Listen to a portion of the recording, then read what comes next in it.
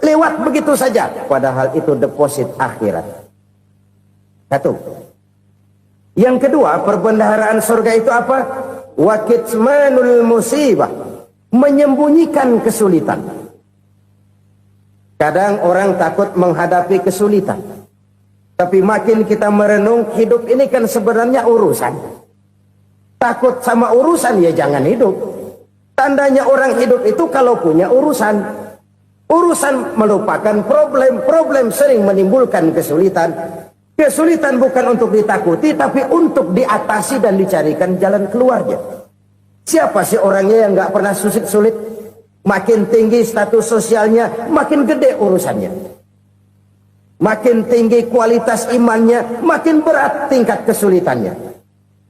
Cuma memang yang namanya enak itu seperti pelangi. Biang lala itu nggak pernah di atas kepala kita, di atas kepala orang melulu. Lo sih enak lo, kata kita. Dia juga bilang yang enak kan lo. Pelangi itu nggak pernah di atas kepala kita. Kata tukang beca, aduh enak ya naik Mercy. Kata tukang beca, apa yang di dalam mobil Mercy? Aduh enak bener tukang beca, di jok ngeringkuk ngorok pulas bener. Saya kamar pakai AC sejuk, tempat tidur sutra empuk, alga spring bed, kulak kulik nggak bisa pulas kalau belum minum Valium, belum tidur. Enak bener tukang beca, di jok ngorok nggak tahu wetan kulon. Si tukang beca bilang yang di Mercy enak, yang di Mercy bilang tukang beca enak. Inilah enak, nggak pernah di atas kepala kita, di atas kepala orang lain melulu enak itu. Nah saudara-saudara, yang merupakan perbendaharaan surga itu orang yang bisa menyembunyikan kesulitan, baik pribadi ataupun rumah tangga. Nih terutama rumah tangga yang jadi soalnya. Kadang-kadang kita ini kalau senang, sebaliknya kalau senang kita diam, kalem aja, cuek. Banyak banget duit kita bawaan, diam aja udah. Malah ketemu orang takut. Tapi begitu susah, sekampung tahu. Padahal Nabi mengajarkan perbendaharaan surga itu menyembunyikan musibah, menyembunyikan kesulitan. Kalau enak, cerita sama orang-orang. Kalau nggak enak, rasain sendiri, tekan sendiri, atasin sendiri. Kita kan sebaliknya. Senang kita diam, asal lagi susah, paling tidak kita nyari teman buat cerita kesusahan. Siapa orangnya yang nggak pernah susah? Cuma soalnya bagaimana kita mengatasi kesusahan itu sendiri. Begitu juga misalnya kalau orang sudah berumah tangga, itu orang tuanya harus menjadi tempat dia cerita yang enak-enak saja. Yang nggak enak rasain berdua, selesaikan berdua, atasin berdua. Jangan dibalik. Asal senang diam, giliran susah saja. Maknya laporan. Terbalik. Bisa menjaga security informasi. Maka nama bayam keluar diam, malah seluitan. Enak amat lo makan daging ayam. Security informasi. Saudara-saudara kaum muslimin rahimakumullah, ujian yang terberat itu yang pernah diberikan kepada para nabi, para rasul, para aulia, para ulama. Makin tinggi keimanan, makin berat bentuk kesulitan. Ayo saya kemukakan satu contoh saja. Ada seorang nabi yang kaya, nabi kaya, namanya Nabi Ayub. Iblis kalau orang begini kan keki, ibadahnya rajin, kaya. Yang kayak begini susah digodain. Kalau ibadahnya rajin, miskin, kali bisa disogok. Sini imannya mantap, ibadahnya rajin, kaya, nabi lagi. Oh, tapi namanya iblis, nggak kurang akal. Laporan, Tuhan, kenapa iblis? Ya ini bahasa saya, bahasa Qurannya sih nggak gitu.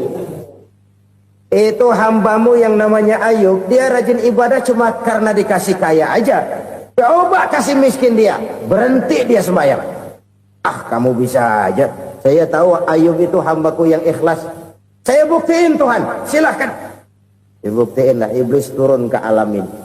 Yang mula-mula dia lakukan, dia rusak sawah ladang Nabi Ayub. Dia binasakan binatang ternak Nabi Ayub. Sehingga dalam waktu singkat, jatuhlah Nabi Ayub dari orang paling kaya jadi orang paling miskin. Beliau masih ibadah di mihrab dalam masjid. Datang iblis. Saudara Ayub, ya, lagi ngapain? Ibadah. Nyembah Allah, nyembah Allah. Oh, percuma. Kenapa? Tuhan yang ente sembah nih, dia udah bikin miskin ente. Sawah ladang ente hancur lebur, binatang ternak binasa. Sekarang ente jadi orang paling miskin. Ngapain nyembah Tuhan kayak begitu? Tekor. Udah berhenti dah ibadah, berhenti ibadah. Ini iblis sama Tuhan laporannya lain, yang dikerjakan kepada Nabi Ayub juga lain. Benar begitu iblis, kata Nabi Ayub. Iya, sawah ladang saya habis, buras. Binatang ternak saya binasa, binasa. Saya miskin, bangpak. Apa jawab Nabi Ayub? Bukan innalillahi, ya, ini hebat. Alhamdulillahillazi a'tani wa akhza minni. Segala puji bagi Allah yang telah memberikan harta kepada saya dan sekarang mengambilnya lagi. Alhamdulillah. Allah yang ngasih, Allah yang ambil. Itu mah urusan Allah. Iblis cuman ibadah jalan terus, sujud lagi Nabi Ayub. Iblis seleher gondok banget. Dasar Nabi nggak mempan dia apa-apain. Miskin malah alhamdulillah. Allah yang ngasih, Allah yang ambil. Jadi kalau kita tidak komit, kita tidak terikat kepada kaya, miskin, senang, susah, apa yang bisa bikin kita susah? Jadikan kekayaan, kemiskinan, jadikan senang, susah sebagai anak buah yang bisa kita atur. Jangan kekayaan ngatur kita, jangan kemiskinan ngatur kita. Kita yang harus mengatur mereka. Senang, susah, kaya, miskin, bahagia, sengsara, jadikan itu anak buah yang bisa kita atur. Kalau sekarang kita kaya, lain saat boleh jadi kita miskin, semiskin-miskinnya. Allah yang ngasih, Allah yang ambil. Tenaga mana yang bisa menghalangi? Ibadah jalan terus. Iblis makin gondok. Dasar Nabi loh. Akhirnya apa? Nabi Ayub dikerjain, diberikan penyakit. Demikian fatal penyakitnya. Bayangin, udah miskin sakit. Masya Allah. Miskin sakit. Sakitnya nggak lama, kira-kira 16 tahun. Istrinya 3, 2 mental minta ceraiin. Ngerawatin laki bengek begini. Senang belum tentu, susah udah pasti nih. Cerai aja, cerai dah. Cerai. Tinggal satu Siti Rahmah yang setia menemani beliau. Sesetia-setianya hati perempuan. Satu saat Siti Rahmah bilang, "Bang, ya, abang kan Nabi, Bang. Lalu, namanya Nabi kan doanya jarang meleset, Bang. Maksud kamu minta kenapa sih sama Tuhan biar abang sembuh, baik dah, Bang?" Siti Rahmah, iya. Saya sakit berapa tahun sih dah? 16 tahun, Bang. Sebelum ini saya sehat berapa tahun? Ya kira-kira 60 tahun, Bang. Nah, coba ente banding-bandingin, Rahmah. Saya dikasih sehat 60 tahun, dikasih sakit 16 tahun. Sudah nggak sabar mau doa kepada Allah minta sembuh. Saya malu kepada Allah.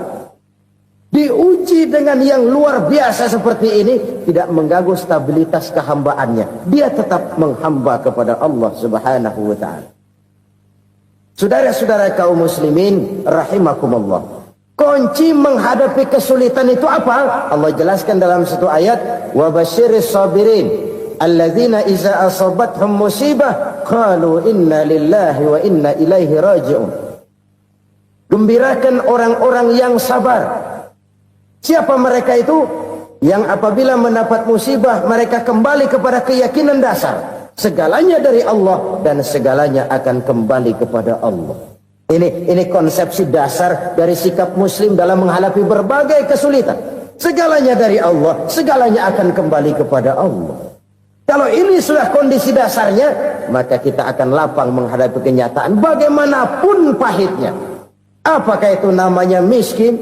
Apakah itu namanya sakit? Bahkan maut sekalipun, segalanya dari Allah, segalanya akan kembali kepada Allah. Ini sikap hidup, bukan sekedar ucapan. Kita kadang-kadang menjadikannya sebagai ucapan. Mulutnya sehingga berhenti, innalillahi wa inna ilaihi rajiun, tapi nangisnya terus gerung-gerungan. Bukan itu, ini kesadaran moral. Kalau segalanya dari Allah, segalanya kembali kepada Allah, kan sebenarnya cuma nunggu giliran. Hari ini saya nyembayangin dia, entah hari apa saya disembayangin orang. Hari ini saya antar dia ke kubur, entah hari apa orang nganterin saya ke kubur. Hari ini saya tahlilkan dia, entah nanti kapan orang tahlilkan saya. Segalanya dari Allah, segalanya akan kembali juga kepada Allah. Oleh sebab itu saudara-saudara, kesulitan bukan untuk ditakuti. Kesulitan justru untuk diatasi, dicarikan jalan keluarnya. Dan tidak ada orang yang tidak pernah mendapat kesulitan. Tidak ada. Semakin tinggi status sosial, semakin tinggi kualitas keimanan, semakin besar juga tingkat kesulitan. Hanya saja bagaimana cara kita mengatasinya. Dan Al-Quran menyatakan, inna ma'al usri yusra. Di balik kesulitan itu pasti ada kemudahan. Roda itu berputar. Karena itu Rasulullah sallallahu alaihi wasallam mengingatkan kepada kita, ta'arraf ilallahi fir raha ya'rifka fis syiddah. Ingatlah kepada Allah di waktu kamu senang, supaya Allah ingat kepada kamu di waktu kamu susah. Kalau waktu senang kita ingat kepada Allah, kita susah, Allah tidak akan meninggalkan kita. Tapi kalau waktu senang kita jauh dari Allah, sujud tidak sempat, dengan masjid jauh, ketika senang kita lupakan Allah. Nanti begitu kita susah, Allah lupakan kita. Dan itu menyakitkan. Oleh karena itu orang-orang tua kita dulu bilang, kalau lagi sehat ingat-ingat lu bakal sakit nanti. Kalau lagi kaya ingat-ingat satu saat kita bakal jatuh miskin. Bahkan kalau lagi muda ingat-ingat kita bakal tua. Dan yang terpenting, kalau lagi hidup ingat-ingat kita bakal mati. Saudara-saudara kaum muslimin rahimakumullah. Jadi yang kedua yang merupakan perbendaharaan surga, menyembunyikan musibah. Saudara-saudara kaum muslimin rahimakumullah. Hal ketiga yang merupakan perbendaharaan surga adalah wasilaturrahmi. Orang yang suka bersilaturahmi. Sebagaimana yang kita maklum bahwa manusia adalah makhluk yang disebut zon politika. Makhluk sosial yang tidak mungkin hidup sendiri-sendiri. Betapa dan siapapun kita memerlukan orang lain. Bodoh betul manusia kalau tinggal di tengah masyarakat tapi tidak mau bermasyarakat. Merasa hebat sendiri, pintar sendiri, gagah sendiri, kaya sendiri. Mungkin kalau mati juga ngubur sendiri. Jangankan kita di sini, di sorga saja Nabi Adam waktu sendirian bengong melulu, mondar mandir. Allah tegur dam sepi dam. Ini kalau bahasa saya, iya Tuhan sepi ini nggak ada coret-coretan pisan ini. Diciptakan Siti Hawa baru anteng Nabi Adam. Itu di sorga. Cobalah. Umpamanya saudara tinggal di Jakarta nih. Kayak bener. Apaan aja di Jakarta punya saudara deh. Jembatan Semanggi ambil. Monas, Buntel bawa pulang. Hotel-hotel ambil semua. Cuman tinggal di Jakarta sendirian. Apa enaknya?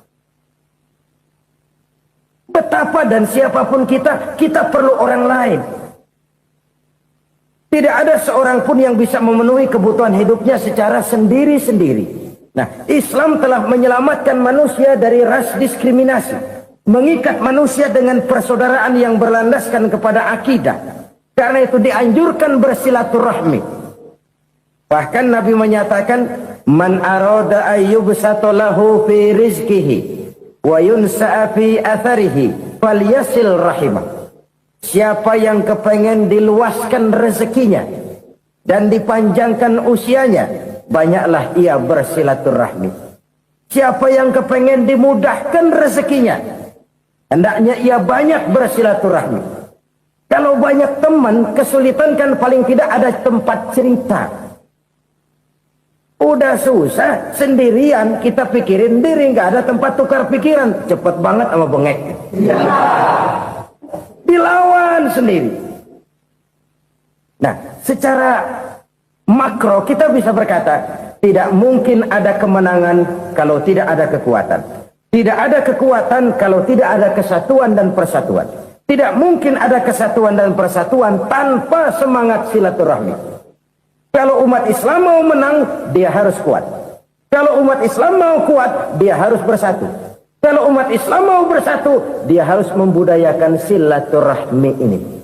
Bahkan sampai-sampai kata Nabi, kalau bisa cari nilai tambah. Apa? Silman koto'ak. Bersilaturahmilah kau kepada orang yang marah denganmu. Masya Allah, indahnya ajaran agama kita. Orang yang marah pun kepada kita, kata Nabi, kalau bisa bersilaturahmilah kepadanya, kepada orang yang marah itu. Di situ nilai tambah. Cuman jujur nih hadis, ngucapinnya gampang, ngamalinnya yang berat banget. Orang marah sama kita, kita disuruh silaturahmi. Ada apa malu? Lu marah, ada gua marahan lagi. Tunggu pikirin. Saudara-saudara kaum muslimin rahimakumullah. Tapi ini yang diajarkan, bahkan ini yang dicontohkan oleh baginda Rasul. Bagaimana begitu mudah, misalnya satu saat Abu Jahal ini ngatur strategi bagaimana bikin Muhammad celaka. Dia gali lubang di depan tempat tidurnya. Dia tutupin daun korma. Terus dia panggil seseorang, ke sini. Kasih tahu Muhammad, pamannya sakit keras, minta ditengokin. Berangkat orang ini ke sana. Muhammad, labbaik. Pamanmu sakit keras, dia minta ditengokin. Baik, saya akan datang menjenguk beliau. Berangkatlah Nabi ke rumah Abu Jahal tanpa prasangka apapun. Abu Jahal udah pasang stil, selimut 3 rangkap setengah dipakai, persis kayak orang meriang. Tapi sembari ngintip dari balik selimut, begitu Muhammad buka pintu, nah masuk perangkap nih. Muhammad jalan menuju tempat pembaringan. Makin lama makin dekat, makin lama makin dekat, makin dekat ke lubang yang dipasang oleh Abu Jahal itu. Dalam hati Abu Jahal, terus dah jatuh, mampus dah lo ini. Mampus lo hari ini nih. Apa yang terjadi? Malaikat Jibril datang. Muhammad, pamanmu cuma pura-pura sakit. Di depan tempat tidurnya ada lubang perangkap supaya kamu jatuh ke situ. Sudah, kamu pulang. Balik kanan Nabi. Sudah hampir jatuh ke lubang, balik kanan, pulang. Bayangin kecewanya Abu Jahal. Muhammad dikit lagi, Muhammad dikit lagi. Enggak paman, saya pulang aja. Emosi bangun dari tempat tidur, enggak sadar kalau lagi pura-pura sakit. Lompat ngejar Nabi, dia lupa dengan lubang yang dia gali. Serak, nyemplung sendiri ke dalam lubang.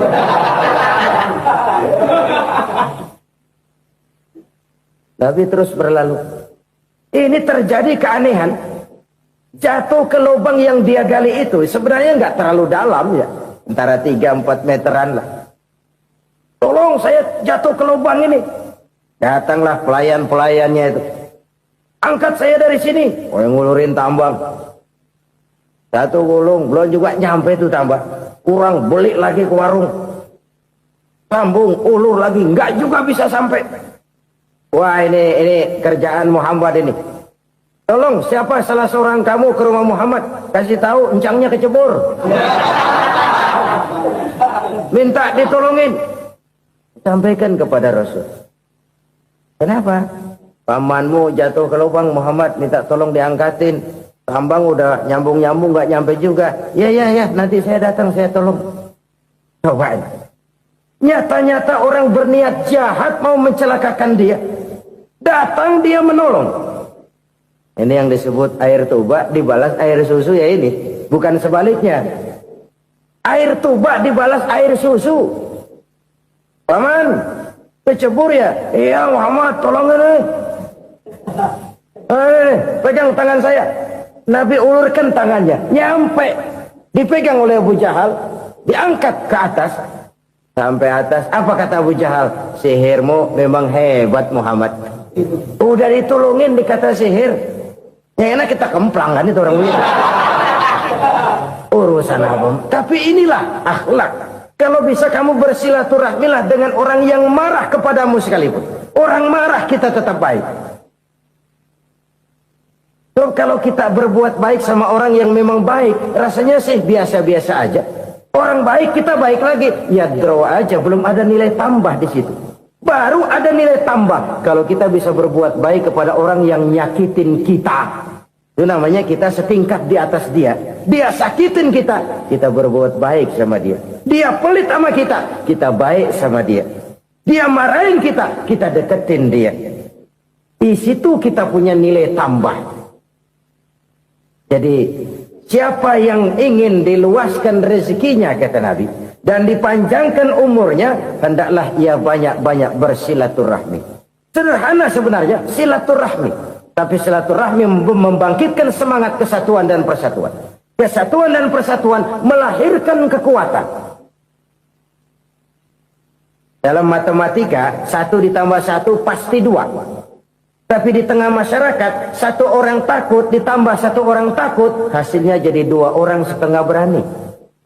Kenapa setengah berani? Karena udah berdua. Tadi pan takut sendirian. Kalau dia kumpul turu-turu takutlah jadi berani. Kita yang lemah, kita yang tidak berdaya, kita yang miskin, kalau mau kompak bersatu, apa yang nggak bisa kita kerjain? Apalagi tinggal di kota besar, pilihan cuma 2, bertahan atau minggir. Bertahan atau minggir. Untuk bisa bertahan harus mampu bersaing. Untuk mampu bersaing harus punya keahlian. Keahlian harus ditunjang dengan pendidikan, ditambah oleh kekompakan sebagai umat. Udah miskin mencar mulu, orang injak kita. Orang nggak pandang urusan apa malu. Oleh karena itu silaturahmi pada hakikatnya merupakan roh dari ukhuwah yang diajarkan oleh agama kita. Bagaimana Islam menyelamatkan masyarakat manusia dari ras diskriminasi, mengikat manusia, dan tidak ada persaudaraan yang lebih indah selain persaudaraan yang diikat dengan nilai-nilai akidah. Sepanjang orang di jalan Allah, itulah saudara kita. Keluar dia dari jalan Allah, selesailah persaudaraan sampai di situ. Karena itu, kalau ingin menyimpan sesuatu di surga, banyaklah bersilaturahmi. Datang ke rumah ini, datang ke rumah itu, dan lain sebagainya. Itu simpanan kita di akhirat nanti. Ini yang ketiga. Saudara-saudara, yang keempat, perbendaharaan surga itu apa? Wa qawlu la hawla wa la quwwata illa billah. Ucapan la haula wa la quwwata illa billah. Ibadah kan ada yang berat, modalnya besar. Bangun masjid berat, modalnya besar. Bangun rumah sakit berat, modalnya besar. Ada ibadah yang berat tapi modalnya ringan. Misalnya puasa. Puasa itu berat, mengendalikan nafsu. Kalau sekedar nggak makan nggak minum sih enteng, mengendalikan nafsu itu jihad terbesar. Tapi kan modalnya ringan, cuma niat saja. Ini ibadah berat, modalnya ringan. Ada ibadah yang ringan, modalnya juga enteng. Seperti termasuk ucapan la haula wa la quwwata illa billah. Tanpa sadar, la haula wa la quwwata illa billah, nyelengin tuh di surga. Nyelengin, kita nggak terasa, nyelengin simpenan akhirat. La haula wa la quwwata illa billah, nyimpan lagi. Kaget, la haula wa la quwwata illa billah, nyimpan lagi. Banyak simpenan. Walaupun sebenarnya yang dimaksud di sini adalah kesadaran batin bahwa tidak ada daya dan kekuatan kecuali Allah. Itu intinya. Kita memulai pekerjaan disunahkan baca bismillah, kan begitu? Apa itu? Kesadaran moral bahwa ini saya bisa kerjakan. Saya kerjakan ini dengan menyebut nama Allah. Kenapa? Kalau Allah tidak memberikan daya dan kekuatan, mana mampu saya kerjakan ini. Maka saya kerjakan ini dengan menyebut nama Allah. Bismillah. Kesadaran moral. Manusia hanya wajib berusaha, tapi nggak pernah wajib berhasil. Banyak hal-hal yang kalau kita renungkan secara rasio, nggak mungkin Tapi jadi kenyataan. La haula wa la quwata illa billah. Tidak ada daya dan kekuatan kecuali bagi Allah semata-mata. Kesadaran moral akan kelemahan dan keterbatasan makhluk bernama manusia. Kadang kita kagum dengan otak, tapi kita sering lupa sama yang bikin otak. Padahal bagaimanapun hebatnya otak, yang bikin otak pasti lebih hebat dari otak. Nggak percaya, silahkan otak-otakan. Inilah kecenderungan. Kita kagum dengan pesawat-pesawat mutakhir, bukan main, besi gede banget terbang itu. Alangkah hebatnya. Lalu apa yang bikin otak tidak lebih hebat dari itu semua? Kita puji laut. Apa yang bikin laut tidak lebih hebat dari laut itu? La haula wa la quwata illa billah. Tidak ada daya dan kekuatan kecuali Allah. Apa yang bisa kita lakukan kalau tidak karena daya dan kemampuan yang diberikan oleh Allah kepada kita? Lahirlah sikap tawadu, rendah hati, tidak melonjak menjadi angkuh dan sombong, sadar akan kelemahan dan keterbatasan diri. Sebagai makhluk yang diciptakan oleh Allah Subhanahu wa ta'ala. Jadi satu sisi ini ucapan yang berpahala, la haula, jadi wiridan. Pada sisi lain ini kesadaran moral, sikap mental, kesadaran batin, bahwa yang punya daya dan kekuatan itu cuma Allah. Kita nggak pantas untuk sombong, sebab sombong itu pakaiannya Allah. Kita nggak sedang pakai pakaian Allah, kegedean. Dan makin kita renungi, makin terbentur. Apa sih yang bisa kita sombongin? Kita mau sombong apa? Kaya, pintar, itu kan semua relatif. Di atas langit masih ada langit lagi. Jadi oleh karenanya, marilah kita menyadari. Manusia hanya wajib berusaha, tapi tidak pernah wajib berhasil. Yang berusaha saja tidak wajib berhasil, apalagi yang tidak berusaha. Islam bukan agama orang pemalas yang selesai sholat lalu endelohom, nggelenggem ayem-ayem. Tapi Islam bukan agama orang sombong yang setelah berusaha lalu tidak memerlukan Allah. Kita bisa saja bikin proyeksi, tahun sekian kita bakal panen besar menurut perhitungan otak. Tapi ada kejadian lain. Apa? Tikus ngambek. Habis itu dimakanin tikus, panen gagal. Proyeksi rasional gagal oleh tikus-tikus yang ngambek itu. Bisa saja terjadi. Tahun depan kita panen besar, urung. Kenapa? Musim panas panjang. Dan sekarang ini koran-koran bikin berita musim mengalami penyelewengan. Bukan cuma manusia yang nyeleweng sekarang. Musim pakai nyeleweng. Mestinya kan musim hujan udah selesai. Masih hujan-hujan juga. Musim. Nah sekarang kita boleh bikin proyeksi. Kita bakal panen besar. Tahu-tahu musim panas panjang. Sawah retak, air kering. Cari teknokrat yang paling botak. Suruh pendekin tuh musim panas. La haula wa la quwata illa billah. Inilah kesadaran moral. Saudara, saya teringat satu saat ada seorang konglomerat. Umurnya ya kira-kira 70-an. Satu saat dia ditanya oleh wartawan, "Pak, umur Bapak berapa sih?" "Ya paling 10 tahun." 10 tahun? 10 tahun? Anak Bapak berapa orang? Aduh. Satu saja? Satu. Harta Bapak berapa? Ya paling-paling bangsa 7 juta kali. 7 juta? Iya. Pak, kenapa Bapak bohongi saya? Bapak punya buku biografi. Koran-koran, majalah-majalah banyak memuat cerita riwayat hidup Bapak. Saya tahu umur Bapak 70. Kenapa bilang cuma 7 tahun? Saya tahu anak Bapak 8. Kenapa cuma bilang 1? Saya tahu harta Bapak miliaran, mungkin triliunan. Pabrik di mana-mana, bank di mana-mana. Kenapa bilang uang Bapak cuma 7 juta? Nah, kata si konglomerat tadi, kamu benar nak, kamu benar. Umur saya kalau jumlahnya memang 70 nak. Cuman ingat-ingat saya, baru 7 tahun terakhir ini saya sujud. Baru 7 tahun terakhir ini saya berusaha dekat dengan Allah. Saya laksanakan perintahnya, saya jauhi larangannya. 7 tahun inilah rasanya yang ada nilainya di hadapan Allah. Yang 63 tahun matong, kelabu, kelam umur gue. Habis untuk maksiat, untuk munkarat. Maka ketika ditanya tadi, umur saya 7 tahun itu. Oh begitu Pak. Oh iya. Lalu anak Pak. Anak bapak kan 8. Kenapa bilang cuma 1? Nah, kalau jumlah hitungannya memang anak saya 8. Tapi dari 8 orang ini rasanya cuma 1 nih. Yang bakal jadi buah hati, belahan jantung. Pelanjut cerita, penerus sejarah. Bakal jadi anak soleh yang akan mendoakan saya. Cuma 1 rasanya anak saya ini yang bakal jadi buah hati saya. Besar-besaran saya. Yang akan mendoakan di kubur saya. Yang akan mendoakan di akhirat saya. Yang 7 orang mana, Masya Allah, yang atu tenggeng, yang atu nyekek botol nolo, yang atu nggak karu-karuan. Makanya saya bilang 1 anak saya yang akan bisa mendoakan saya. Oh begitu Pak. Iya.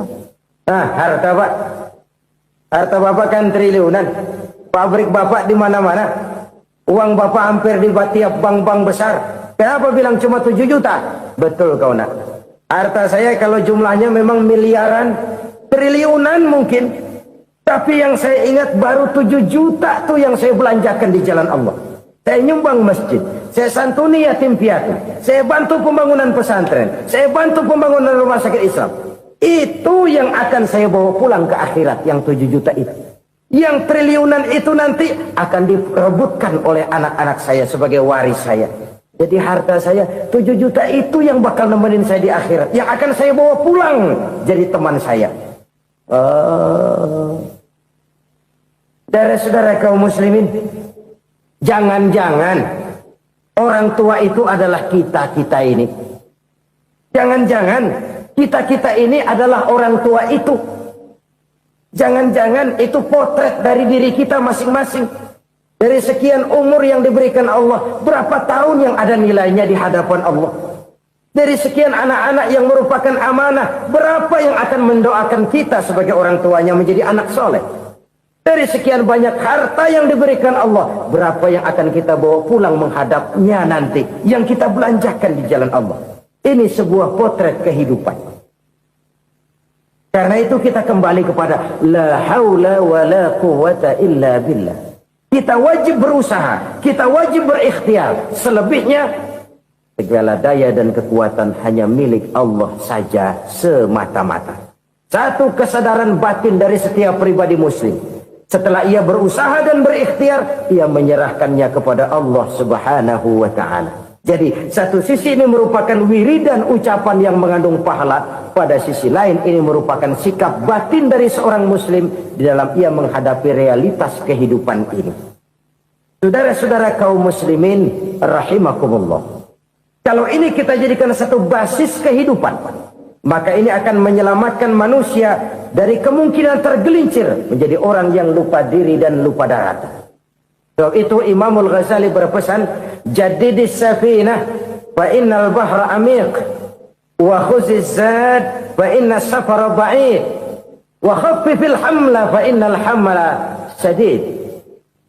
Perbarui selalu kapalmu karena lautan sangat dalam. Bawa bekal yang banyak karena perjalanan ini sangat jauh. Ringankan beban karena kebanyakan beban akan menyakitkan. Alangkah indah kalimat ini, alangkah dalam makna yang terkandung di sana. Perbarui selalu kapalmu karena lautan sangat dalam. Apa artinya ini? Jaga mentalmu baik-baik.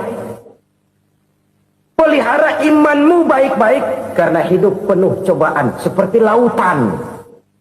Kita kalau berlayar di lautan kan kadang-kadang tenang, angin bertiup sepoi-sepoi basah. Jika malam datang, bintang gemintang bertabur menghias cakrawala. Rembulan memantulkan sinarnya dengan indah. Dalam keadaan begitu berlayar enak. Tapi lain saat ombak menggunung, halilintar menyambar, angin topan bertiup. Berapa banyak sudah saudara-saudara kita yang tenggelam di lautan dunia tanpa sadar bahwa dia belum sampai kepada pantai yang akan dituju. Berapa banyak sudah Saudara-saudara kita yang tenggelam di lautan dunia ini tanpa sempat bangkit lagi. Dia menyangka sudah sampai kepada tujuannya. Hati-hati kapal jangan sampai bocor karena lautan sangat dalam. Iman ini jaga baik-baik karena hidup penuh dengan ujian. Wa khuzizat fa inna safar ba'id. Bawa bekal yang banyak karena perjalanan sangat jauh. Saudara mau ke Bandung, bawa duit. Saudara mau ke Surabaya, banyakan lagi duitnya. Saudara mau ke Mekah, gepokan, iketan tuh duit nggak lembaran lagi. Makin jauh perjalanan, makin banyak bekal yang harus kita bawa. Kalau saudara dari Jakarta mau ke Surabaya, kagak bawa duit berangkat juga, itu sih bukan berani namanya, nekat. Sampai Surabaya belum tentu, sengsara di jalan udah pasti. Kenapa? Nggak bawa bekal berangkat. Sama juga kita nih, misalnya belum sempat sembahyang, mati. Waduh, berani banget orang. Belum punya bekal, mati. Sengsara di jalan. Atau bekal tidak cukup. Dari Jakarta, saudara mau ke Surabaya, bawa duit 500 perak. Paling jauh Cikampek nyampenya itu. Paling jauh itu. Antara jauhnya perjalanan dengan bekal yang saudara bawa tidak seimbang. Hidup ini perjalanan panjang. A walking tour.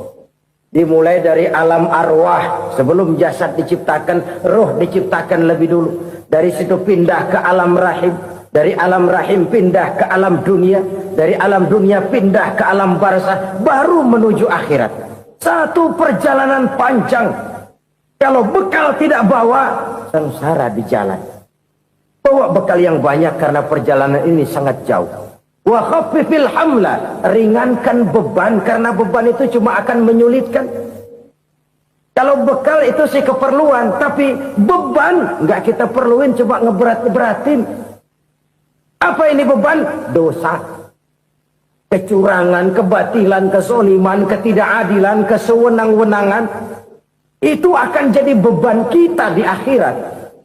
Alangkah celakanya, perjalanan panjang, bekal tidak bawa, beban kelewat banyak, alamat sengsara di jalan. Pahala tidak ada, dosa berlipat ganda. Na'udzubillah, summa na'udzubillah.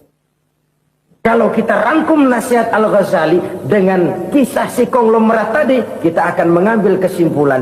Pertama, bekal terbaik dalam menghadapi gejolak kehidupan ini tidak lain adalah iman.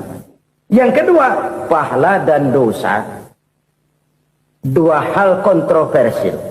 Pahala adalah bekal, dosa adalah beban. Tapi kita sekarang kan tidak begitu terangsang kepada yang abstrak. Orang berlomba mencari yang konkret-konkret saja. Yang real. Kalau memang dosa, benjol dong. Kira-kira begitu. Kira-kira begitu. Persis orang Yahudi dulu. Orang Yahudi itu kan pernah minta kepada Nabi Musa.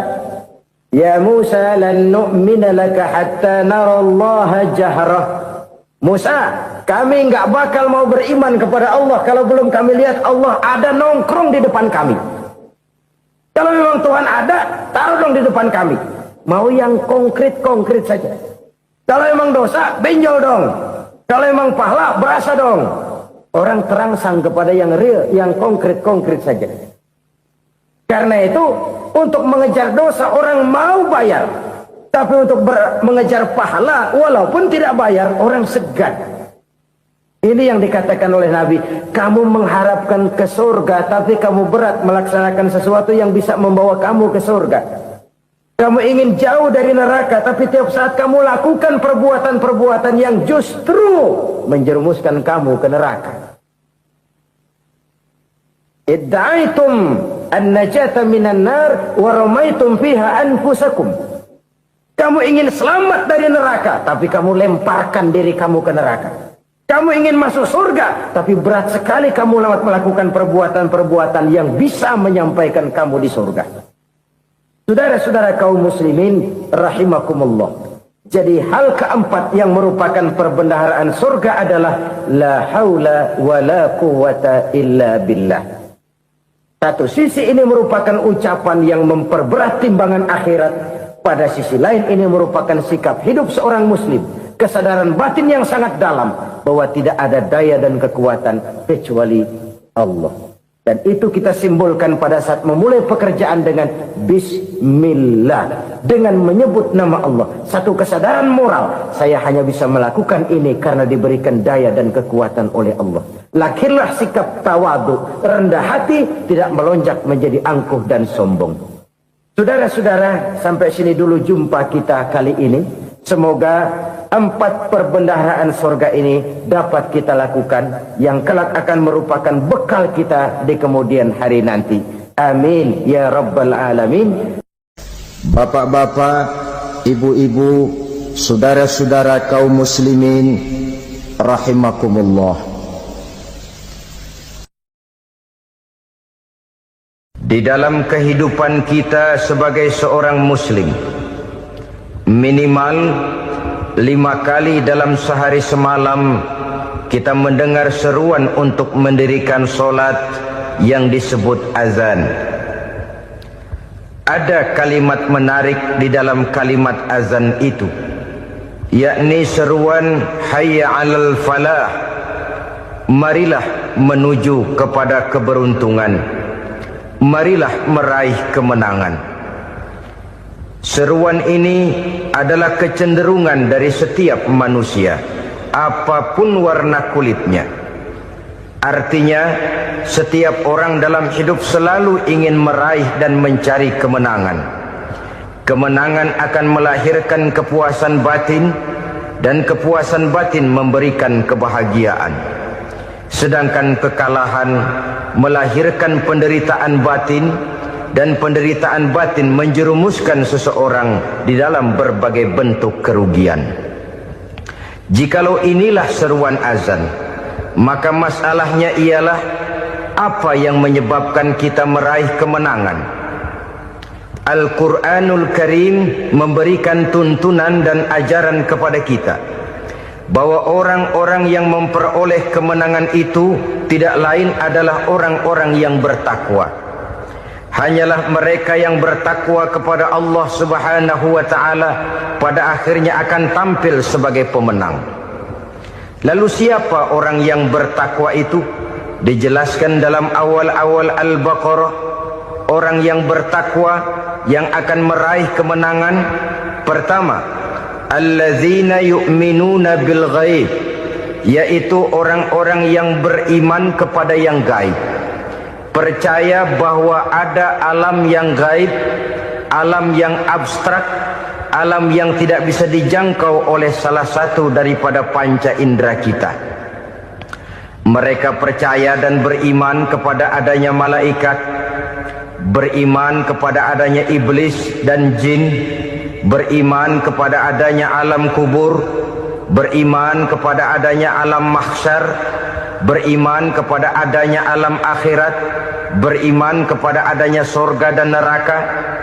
Beriman bukan cuma sekedar beriman dalam ucapan bibir saja, tetapi beriman yang nilai iman itu mampu mewarnai gerak dan gaya hidupnya.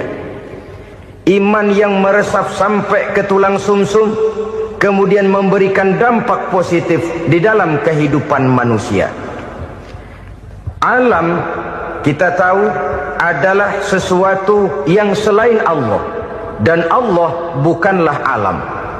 Apapun namanya selain daripada Allah, itu adalah alam.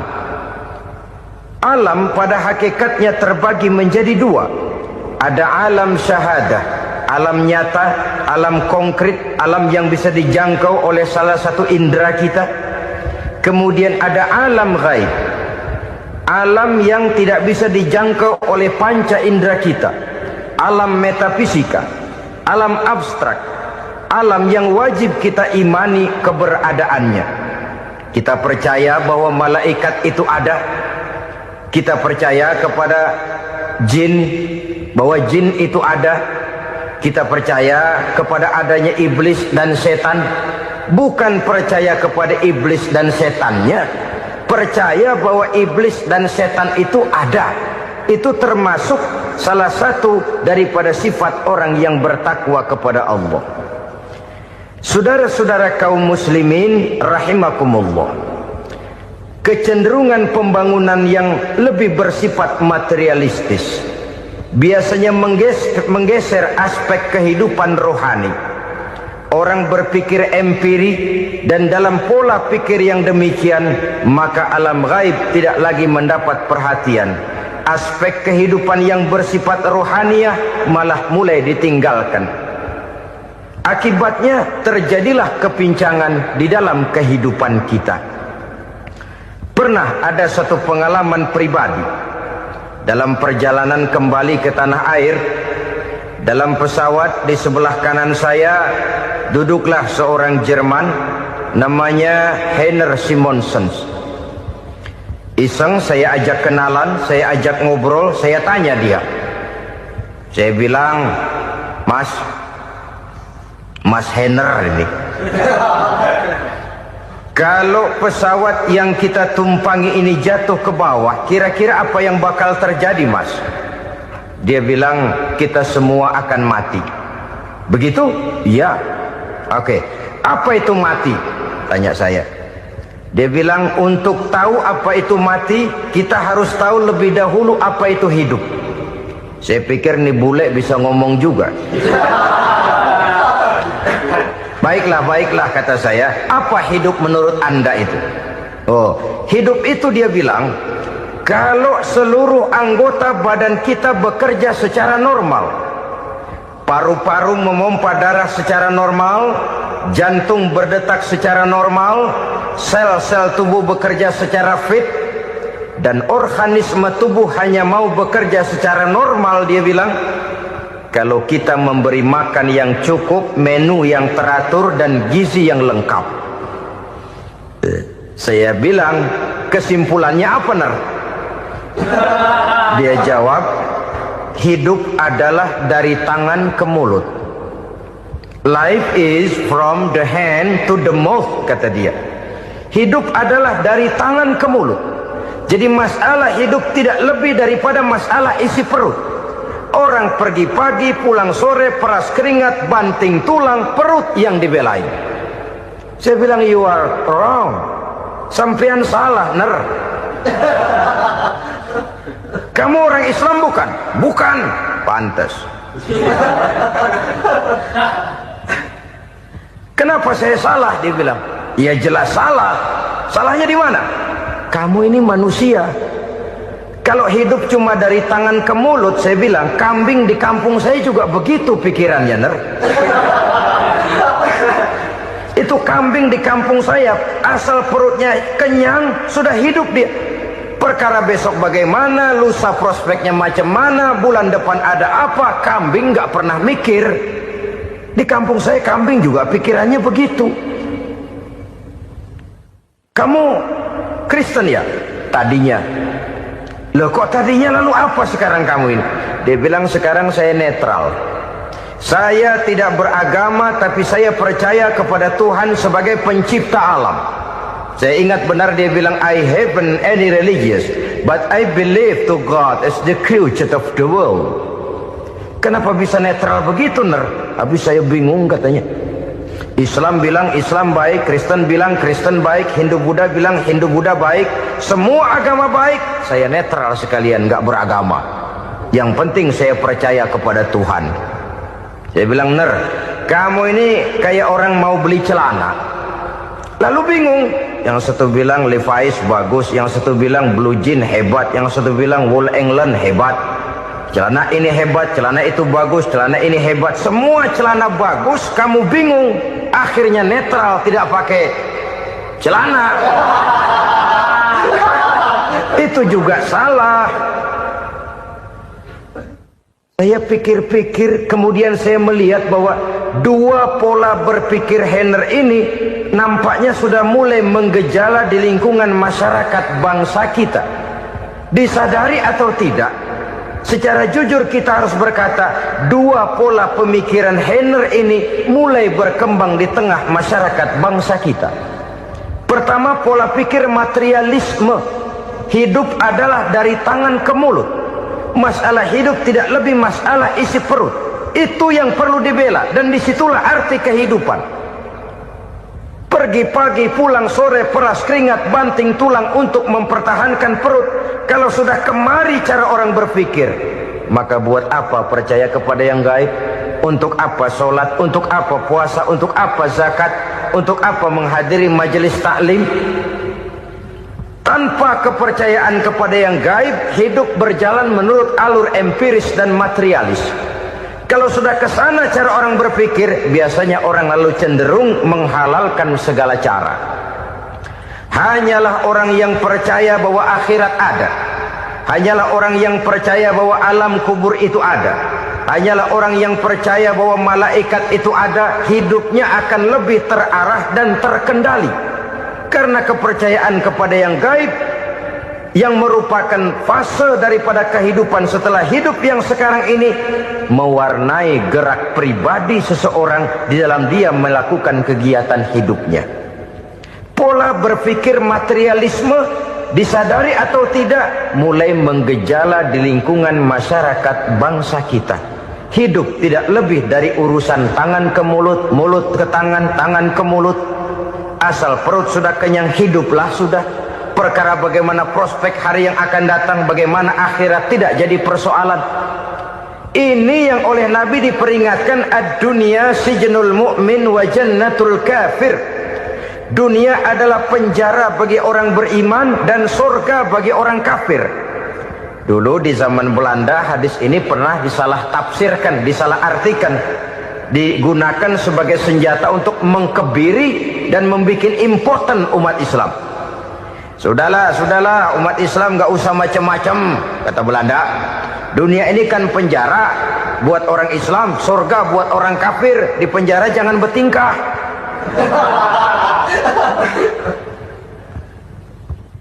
Pengertiannya tidak begitu. Dunia adalah penjara bagi orang mukmin. Artinya dalam kehidupan dunia seorang mukmin tidak bebas memperturutkan hawa nafsunya. Di penjara hawa nafsunya itu. Sebaliknya surga bagi orang-orang kafir. Buat orang kafir, surgalah dunia ini. Mereka bebas memperturutkan hawa nafsunya. Dilarang tidak terlarang, dicegah pun tidak tercegah. Mereka hidup menurut alur bisikan nafsu mereka sendiri. Kemudian bila ajal datang, maut merenggut nyawa, selesailah surganya sampai di situ. Maka bagi orang-orang yang tidak percaya kepada adanya akhirat, kepada adanya alam gaib, surganya sebatas umurnya. Sekali lagi, surganya sebatas umurnya. Bila umur selesai, ajal pun datang merenggut nyawa, selesailah sudah surganya sampai di situ. Alangkah pendeknya perjalanan orang-orang yang tidak percaya kepada alam gaib ini.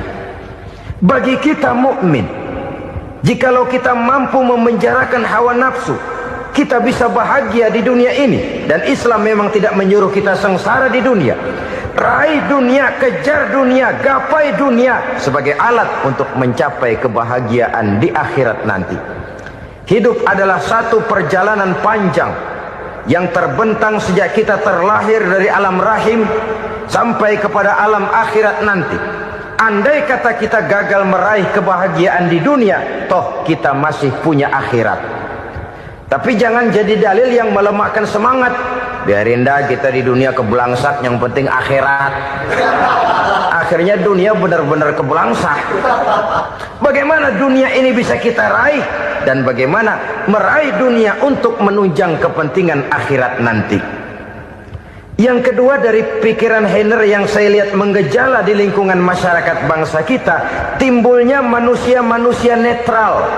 Seolah-olah Tuhan yes, agama no. Sama Tuhan percaya, agama ogah. Tuhan ngangguk, giliran agama godeng. Padahal hampir dalam setiap ayat dalam Quran, kata-kata amanu biasanya bergandeng dengan wa amilus sholihat. Iman dan amal soleh. Ini sebagai isyarat Tuhan dan agama jangan pernah dipisah-pisah. Apabila kita bertuhan, maka kita harus beragama. Apabila kita beragama, maka agama itu harus bersumberkan dari Tuhan yang kita imani itu. Tidak mungkin kita pisah, Tuhan yes, agama no. sama Tuhan percaya tapi agama bikin sendiri. Sembayangnya cukup bengong 2 jam madep ngulon.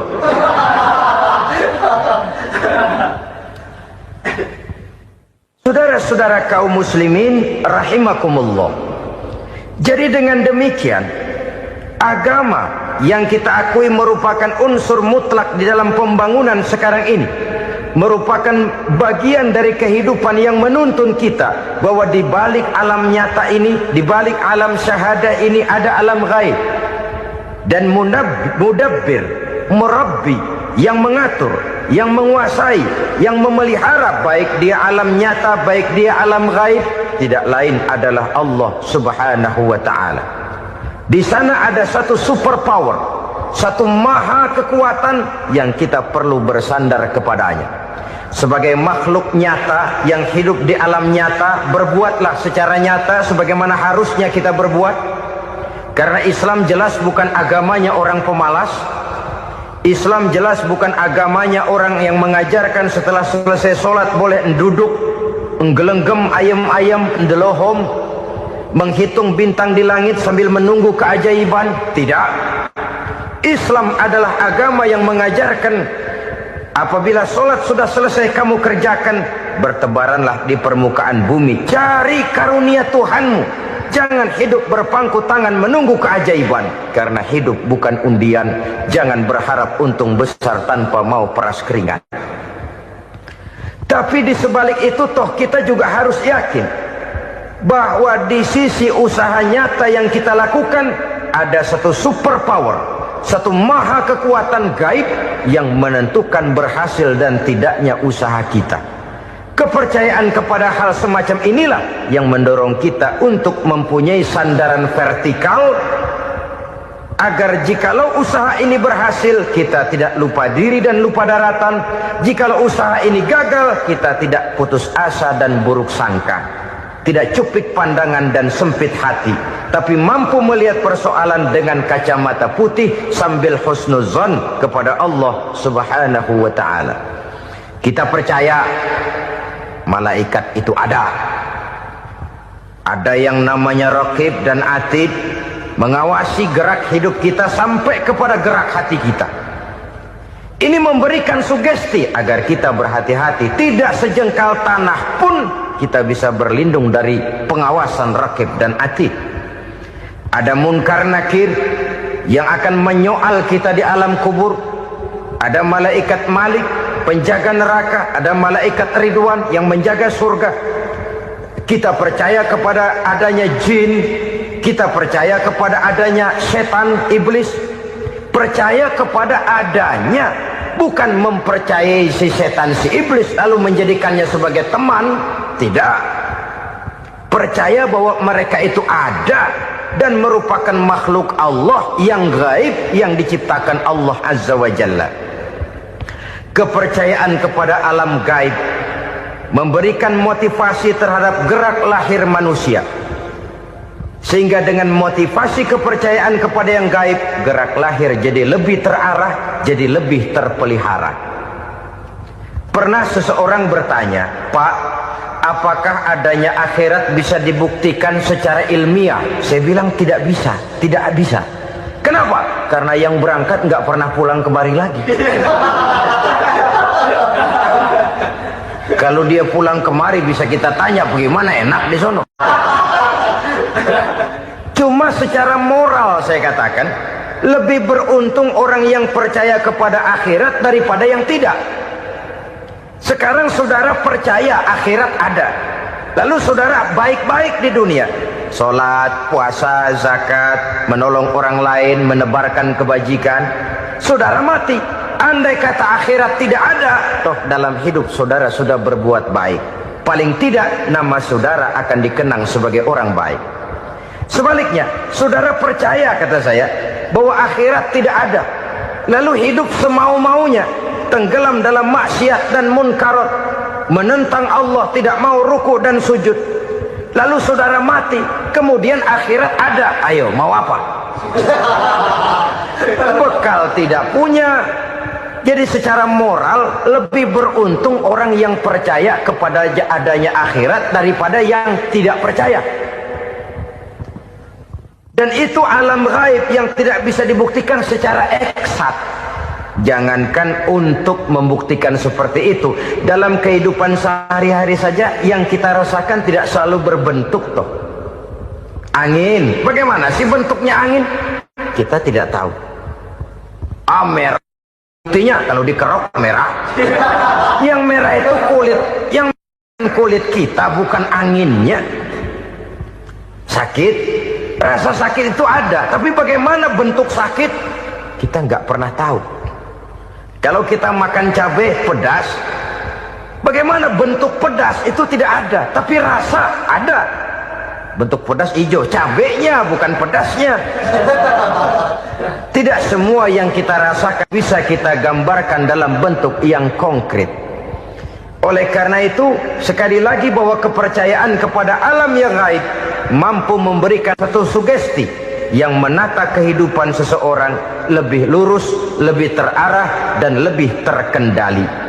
Maka wajar kalau kepercayaan kepada yang gaib mengantarkan seseorang untuk meraih kemenangan. Kenapa? Dia percaya kepada yang gaib, bahwa akhirat ada, bahwa alam kubur ada, bahwa pertanggungan jawab itu ada. Maka dia lalu tidak hidup saenae udele dewe gitu loh.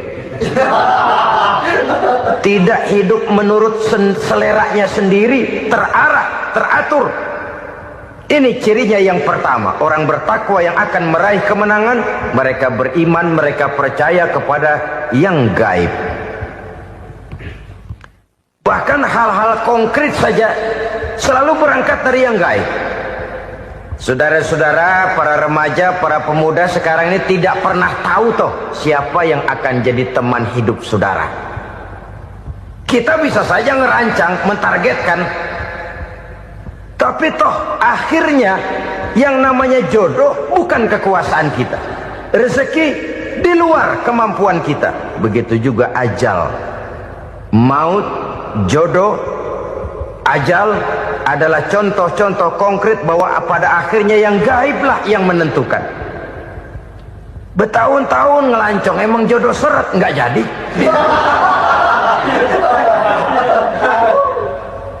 Begitu kenal baru setengah malam nginep ditangkap hansip kan.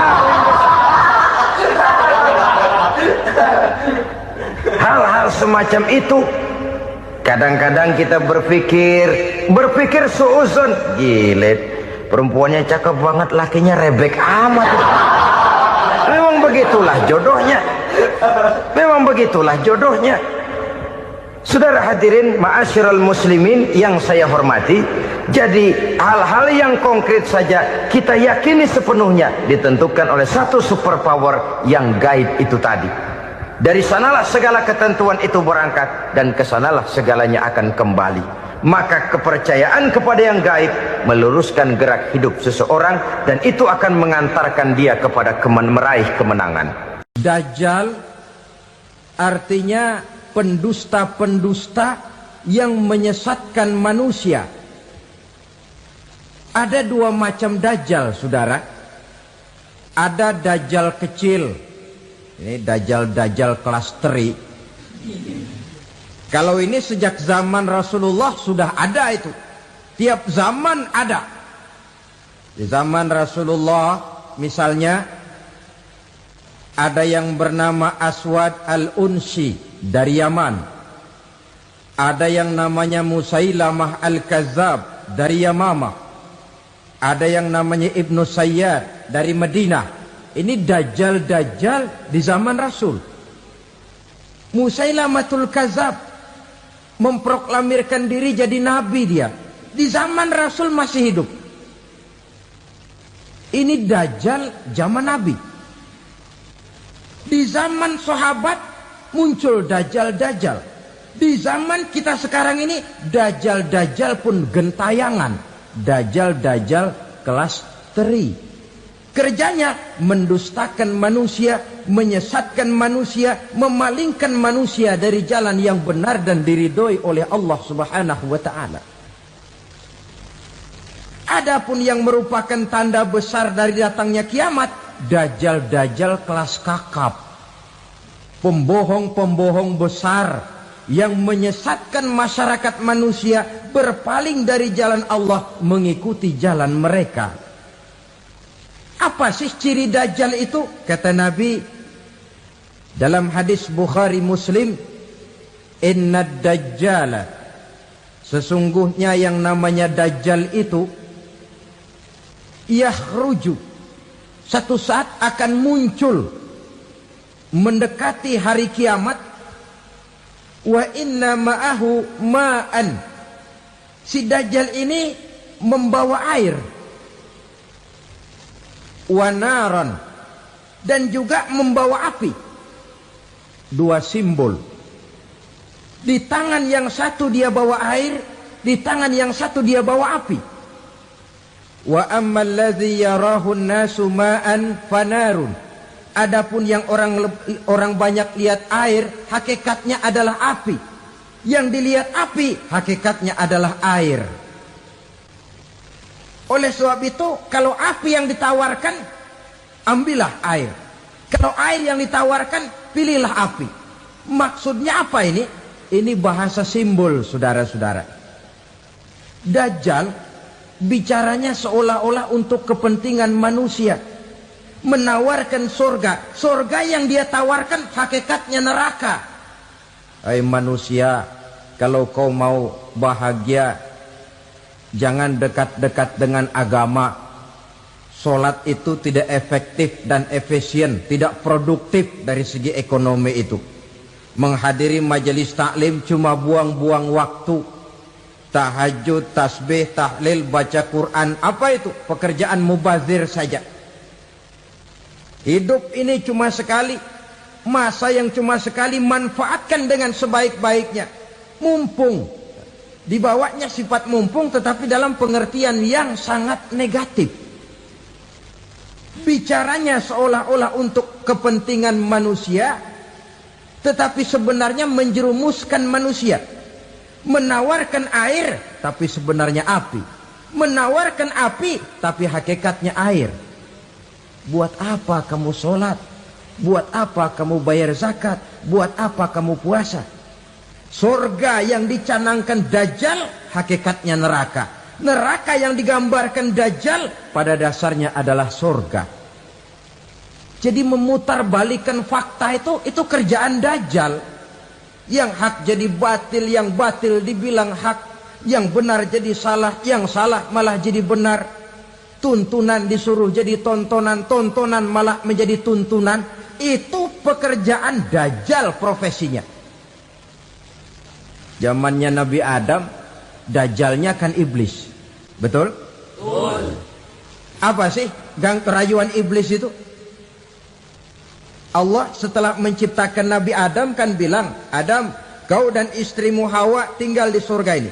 Seluruh fasilitas yang ada di surga persilahkan kau nikmati.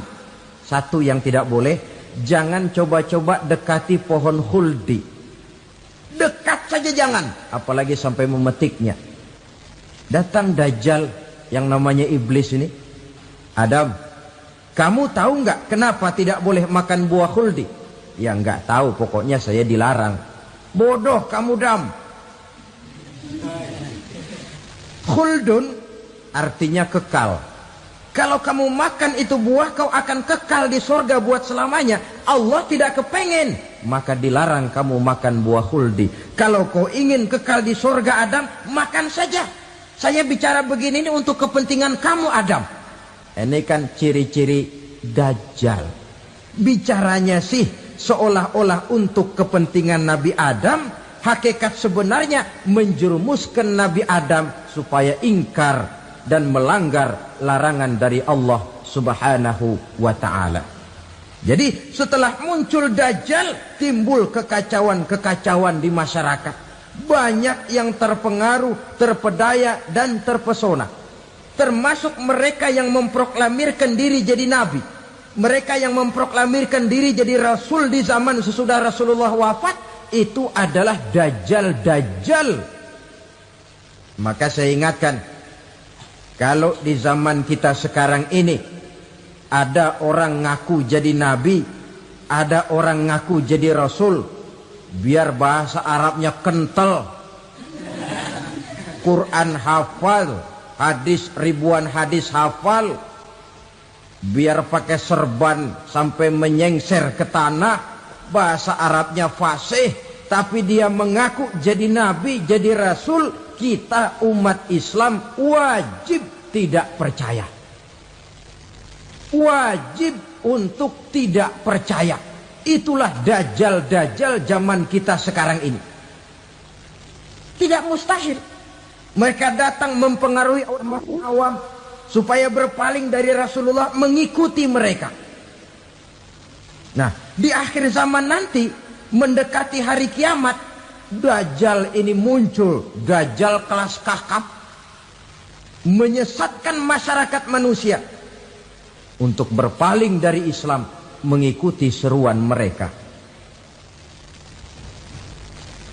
Apalagi di antara datangnya kiamat itu, tanda yang besar itu, turunnya Nabiullah Isa Al-Masih, putra Maryam.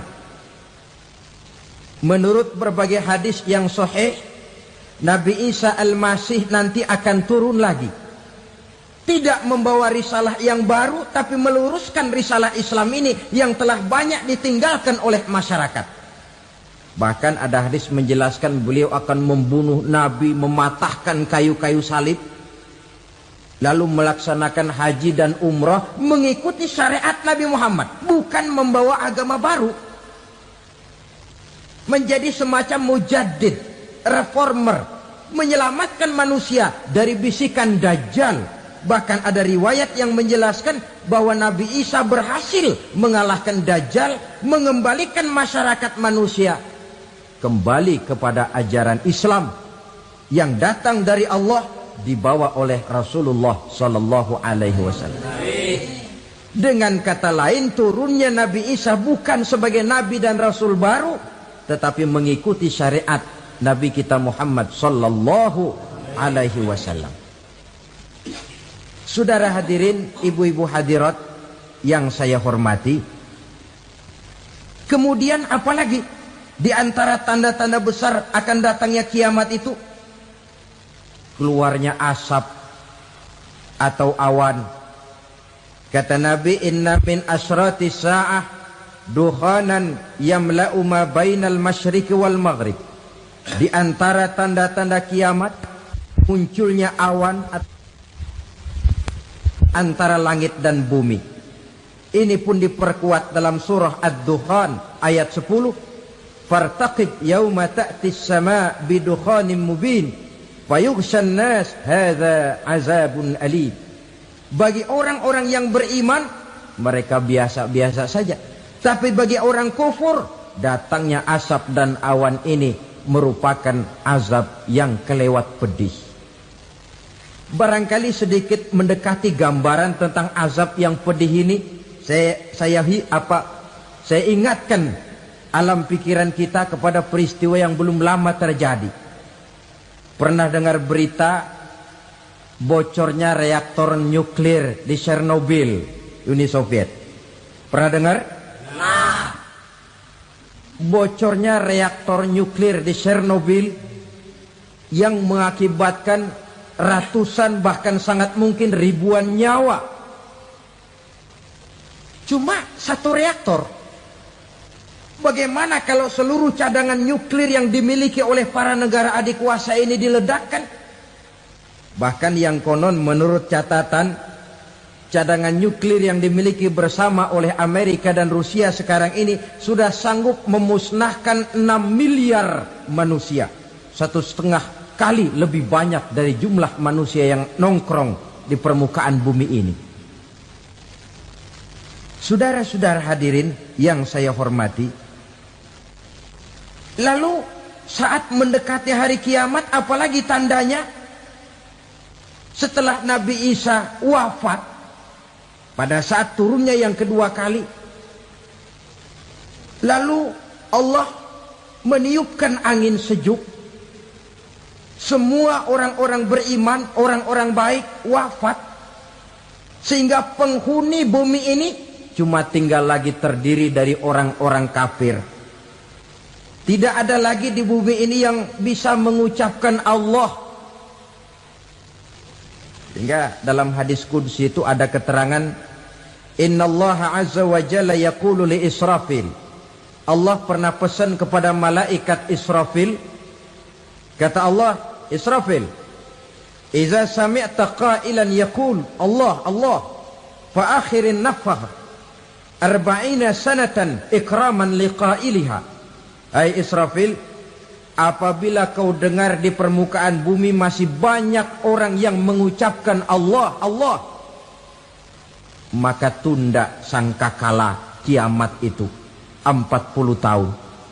Untuk apa? Ikraman liqailiha, menghormati orang yang mengucapkan Allah Allah itu. Wah, jadi karena sekarang masih banyak yang mengucapkan Allah, besar hatilah kita, masih jauh kiamat itu. Tapi jangan lupa, kiamat pribadi, kiamat kecil itu yang nggak kita sangka-sangka.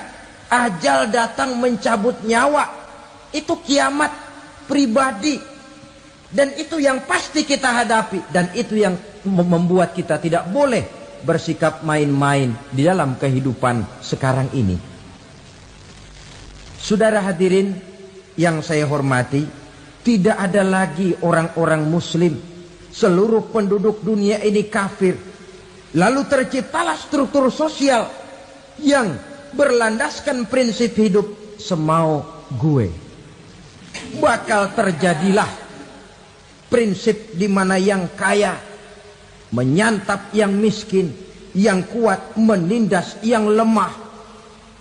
Hidup sudah bagaikan di rimba belantara, berlaku hukum rimba, siapa yang kuat dia yang menang, siapa yang lemah menjadi mangsa.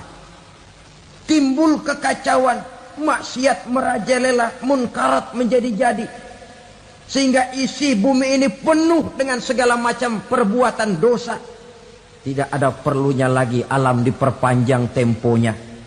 Datang saat yang sudah dijanjikan oleh Allah Azza wa Jalla, maka terjadilah yang disebut kiamat kubra, kiamat besar, kiamat ancur-ancuran. Bagaimana kejadian ini dimulai? Dalam surah Az-Zumar ayat 68, Allah Subhanahu wa taala berfirman, "Wa nufikha fis-suri fasa'iqa man fis samawati wa man fil ardi illa man sya'allahu." Maka manakala ditiuplah sangkakala, terkejutlah seluruh yang ada di langit dan seluruh yang ada di bumi. Bila saat kiamat datang, Allah perintah malaikat Israfil, Israfil, tiup sangkakalamu. Ditiuplah sangkakala oleh malaikat Israfil. Yang akibat daripada tiupan itu, seluruh yang ada di langit, seluruh yang ada di permukaan bumi terkejut. Yang ada di langit siapa? Malaikat kan. Bayangin aja kalau malaikat kaget, apalagi kita. Terkejut seluruh makhluk yang ada di bumi, yang ada di langit mendengar suara sangkakala itu. Bunyinya tidak sanggup kita bayangkan dahsyatnya. Ledakan nuklir, ledakan neutron, belum apa-apa ketimbang bunyi sangkakala malaikat Israfil ini.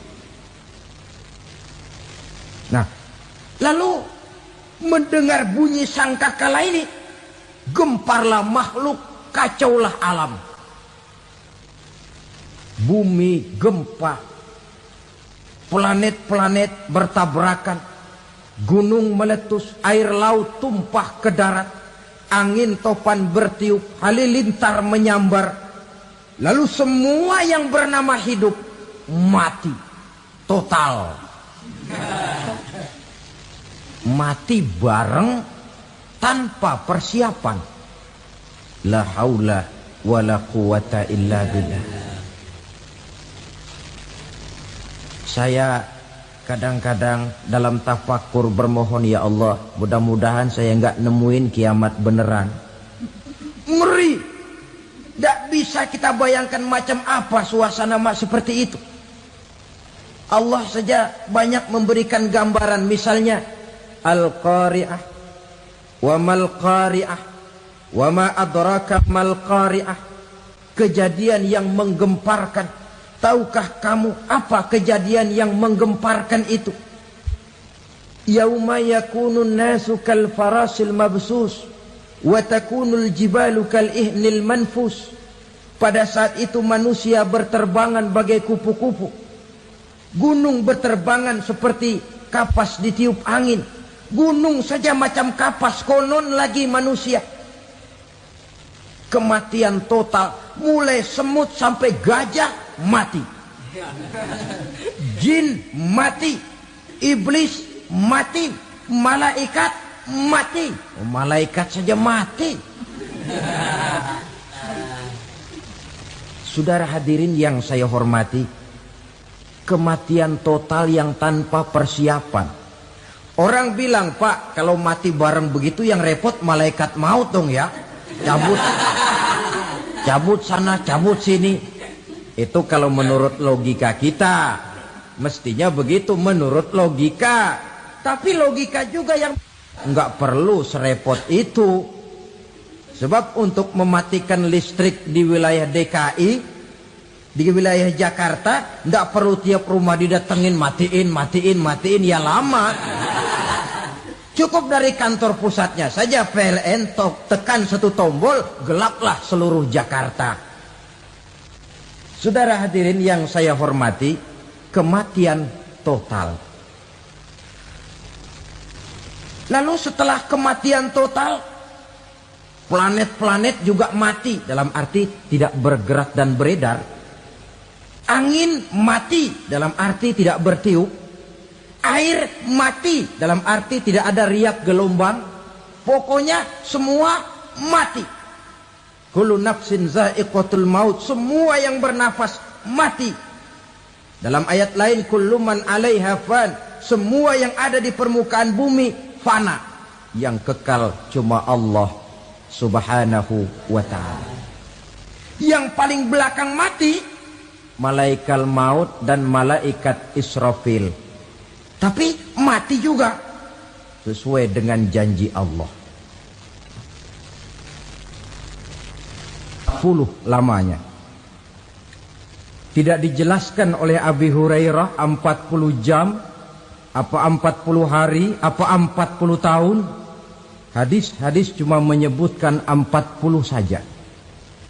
Sunyi alam. Yang tinggal cuma Allah saja lagi. Ketika itu Allah berseru-seru, katanya, limanil mulkul yauma. Siapa para penguasa hari ini? Mana itu raja-raja dan penguasa yang dulu mengaku jadi Tuhan? Fir'aun. Mana Fir'aun sekarang? Yang dulu jadi raja, merasa berhasil, sombong, lalu tidak mau turun-turun dari kekuasaannya, sampai kepada puncak kekurang ajarannya mengangkat diri jadi Tuhan. Mana itu Fir'aun? Namrus.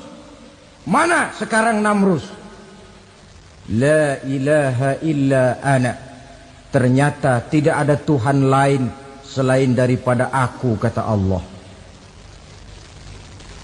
Proses kemudian, saudara-saudara, turunlah hujan dari langit. 40 lamanya hujan itu. Tidak jelas juga 40 jam apa 40 hari. Setelah air turun membasahi, datanglah tiupan sangkakala yang kedua. Semua yang bernama mati bangkit dari kuburnya masing-masing. Ini yang disebut Yaumul Ba'thi, hari kebangkitan. Allahu Akbar. Pada saat kita bangkit dari kubur kita masing-masing, kumpul di padang mahsyar namanya. Bayangin aja, saya sendiri nggak sanggup bayangin. Manusia sejak zaman Adam sampai zaman kiamat kumpul bareng di tempat sama. Berapa banyaknya itu?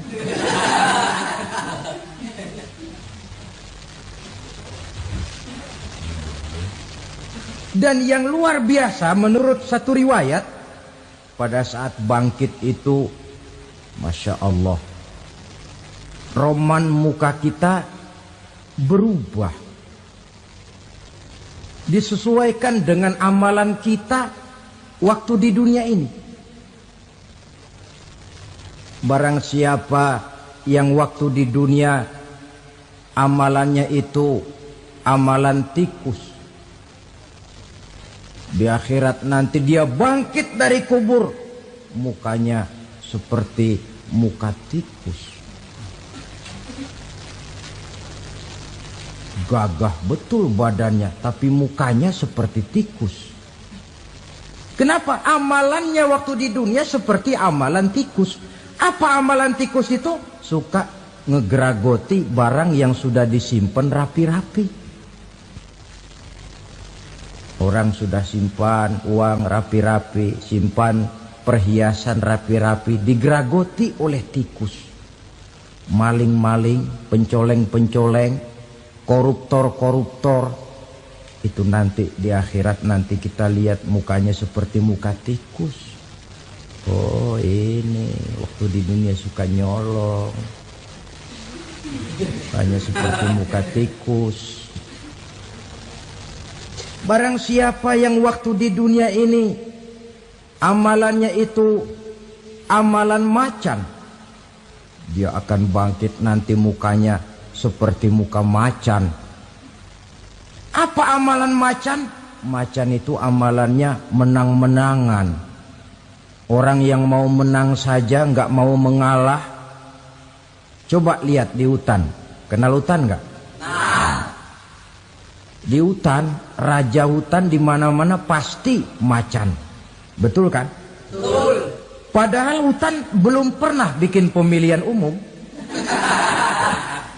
Tapi macan tidak peduli ada pemilihan umum apa tidak, pokok saya raja. Sebab apa? Macan jadi raja itu bukan karena benar, tapi karena kuat jadi raja. Setelah dia jadi raja, rakyat hutan yang mesti dilindungi malah dimakan oleh raja macan. Kambing rakyat hutan dimakan oleh macan. Ayam rakyat hutan dimakan oleh macan. Itu nanti kita lihat di akhirat itu mukanya seperti muka macan, gagah betul. Lalu barang siapa yang di dunia ini amalannya itu seperti amalan anjing, nanti dia punya muka seperti muka anjing. Apa amalan anjing? Pertama, anjing itu kalau disuruh jaga rumah, dia tidak bisa membedakan mana maling, mana tamu. Biar yang datang maling, kalau bawa tulang, anjing kalem. Yang kedua, anjing itu akan setia kepada siapa saja yang memberinya roti. Siapa yang memberinya roti, itulah majikannya. Apa kata majikannya, pasti dia laksanakan. Soal benar atau salah, dia tidak peduli. Setelah anjing dapat roti, dia tidak punya pilihan lain kecuali bilang, abdi mah kumaha juragan wae ayeuna mah.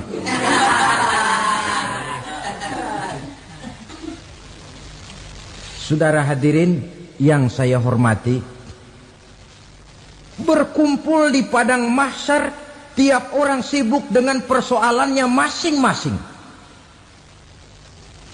Matahari waktu itu didekatkan oleh Allah. Panas luar biasa. Ada yang saking panasnya itu mencucurkan peluh keringat sampai sebatas mata kakinya. Ada yang keringatnya sampai sedengkulnya. Ada yang keringatnya sampai sepusatnya. Ada yang keringatnya mengalir sampai sebahunya. Ada yang kelelap oleh keringatnya sendiri, sementara orang di sampingnya nggak apa-apa. Bergantung lagi amalan dia waktu di dunia ini.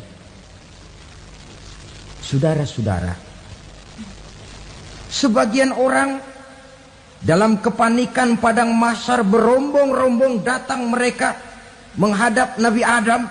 Ya Adam, anta abal bashar. Hai Adam, Tuhan adalah bapak moyang manusia. Kami sebentar lagi akan disidang, dimintakan pertanggungan jawab. Tolonglah kami, hai Adam. Kata Nabi Adam, jangankan nolongin sampean, saya sendiri tanggung jawab di hadapan Allah ketika dulu tidak boleh makan khuldi, saya serobot. Sudahlah, urus diri masing-masing saja, nafsi. Begitu kata Nabi Nuh, begitu kata Nabi Ibrahim. Tiap orang bertanggung jawab sendiri-sendiri. Ketika itulah saudara-saudara, nikmatnya menjadi umat Nabi besar Muhammad sallallahu alaihi wasallam. Sebab apa? Walaupun menurut abjad kita ini umat paling belakang, paling belakang kita ini toh, karena Nabi Muhammad adalah Nabi akhir. Tapi akan dihisap lebih dulu, lewat di atas sirat lebih dulu, masuk surga lebih dahulu ketimbang umat-umat belakangan. Ketika Rasul mendekati ajal, beliau tanyakan itu kepada malaikat Jibril. Malaikat Jibril berkata, Muhammad jangan khawatir, Allah sudah berjanji, inni haramtul jannata ala sairil anbiya hatta tadkhulaha anta. Wa haramtuha ala sairil umami hatta tadkhulaha ummatuka. Surga aku haramkan buat seluruh nabi kecuali kalau engkau Muhammad sudah masuk ke dalamnya.